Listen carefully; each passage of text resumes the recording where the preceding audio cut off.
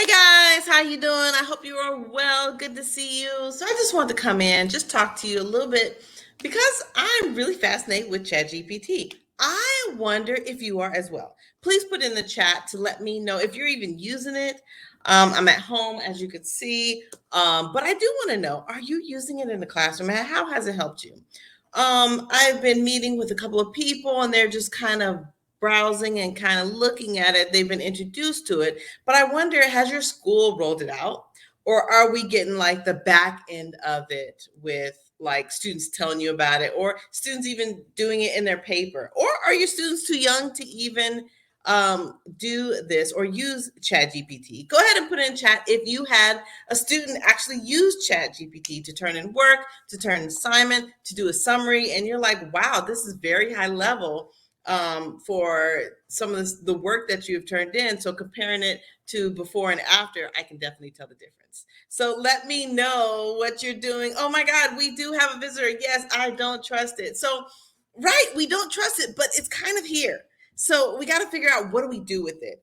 And how do we best support our new teachers with it? And how do we use it to our advantage? I do feel that it's kind of not going anywhere. So we might as well embrace it. Even if you're embracing it on the download, that is great, but you kind of gotta embrace it. So I'm going to talk about, I've been using it for about 2 months. I'm not great by any means, and I want you to put in the chat if you've used it and been successful or not successful, or just what's going on. I feel like we've been down this rabbit hole before. We've talked about, like, especially TikTok. When TikTok first came out, we are like, oh, don't trust it. This is not our app. This didn't come from the United States. We need to be wary. But then again, we're all on TikTok, and we all know it's kind of taking our information and data, kind of like Google is too. But anyway, neither here nor there. So I'm here just to kind of talk about some chats, maybe 4 pros, 4 cons, and put in the chat if you feel the same way, or you may have something better to add. So pros, 4 pros. So here we go. Pro one, instant access. It gives us instant access to the world like Google has not ever have done. It gives us a vast amount of resources and activities, access to anything we want, any knowledge that we want to have. It can summarize, it can download, it can upload, right? So taking all those pieces and really having it spit out information that will benefit us that time, right? I think that has been a pro that I've seen. Number two is it can kind of serve as a virtual assistant. No shade, right? But still, it helps with lesson planning, activities. Sometimes it can give suggestions on classroom management. Many times I do my research and I kind of look in some of my books to kind of see, what do I do if a student is having trouble with this? But many times too, I can put in Chat GPT and then get examples, ideas. And then I can kind of go through, because I've been in education over 25 years, to kind of say, no, I wouldn't do this. No, I wouldn't do this. Or yeah, that I might do that. And I probably can take away maybe 3 to 5 of the items to take away and to dig a little bit more deeper in that. So that's been helpful. Number 3 is it provides tailored recommendations. So just say, one of the teachers kind of suggested this book that I should read to my 4th graders.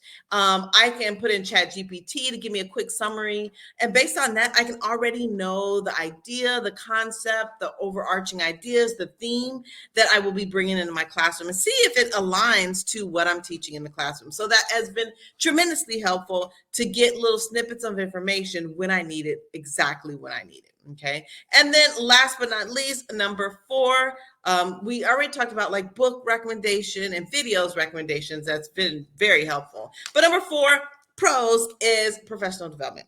So many times we want to learn things on the fly. Google has been very helpful, because when I go in Google, I type a question or a comment or an idea or a thought, and then it takes me to the recent article. Then I read the article, and then I constantly go down a rabbit hole of researching before I actually dive into figuring out what do I want as a whole.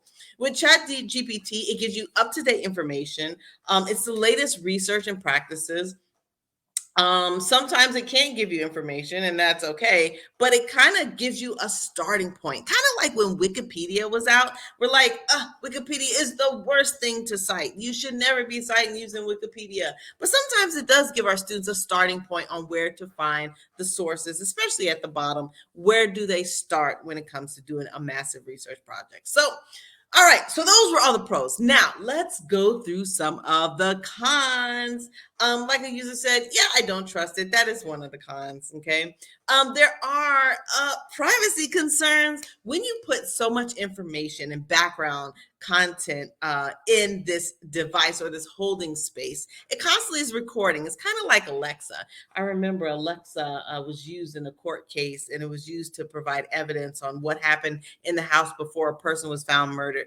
I know I just went down the rabbit hole, but similar.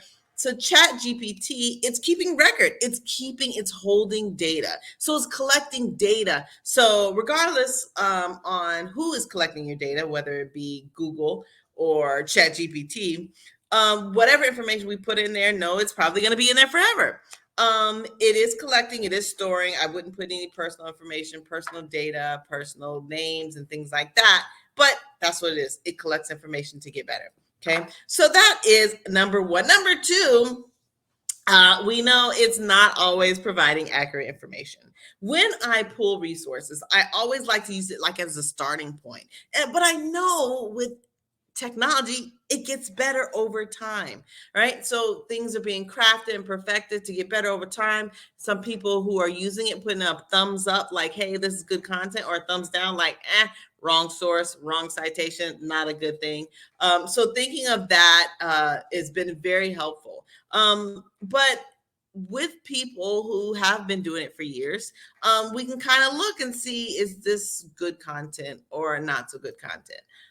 But then the average person who hasn't been in education, this kind of can throw you off. Okay. Number three, the lack of human touch. So once we dive down this rabbit hole and learn much more about it, we study the pieces that it can do. We also know that it may be taken away from that personal connection. So if we constantly use this and think about replacing a teacher, we don't want to do that, right? We always want to think like that personal connection is so key, that human touch. Teachers crave it, students crave it, really dealing with personal relationships. And then the background knowledge that you have as an educator that comes with supporting students goes way beyond what any technology device can provide, right?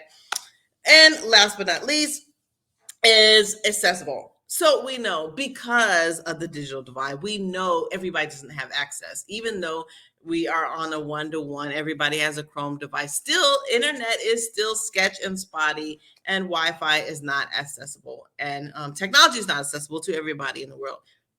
With that being said, that makes it very hard for this to equal the playing field because not all of us have access to the internet. I hope these were good pros and cons. I hope that will get you trying it. I encourage you to try it.